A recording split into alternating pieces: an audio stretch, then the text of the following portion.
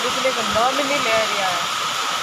रसा भरे दिया है तो आपने भरे कि नहीं भरे, आप लाइक और कमेंट जरूर करना। तो इसे जोर जरूर पड़ेगी। मैं पानी पूरा भर दी हूँ, देख लो ड्रम भर ली और दूध भर ली।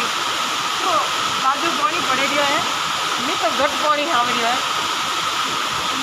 तो प्योर पानी पूरा घड़ा भर लिया। बहुत मीठो पानी, आज मीठो पानी पीने का बारिश का पानी का मजा लेंगे। आप जरूर बताना कैसा लगा आपको। देन लाइक और कमेंट जरूर करना। दादा पानी पूरा भर लिया है, पूरा भरने लगी है।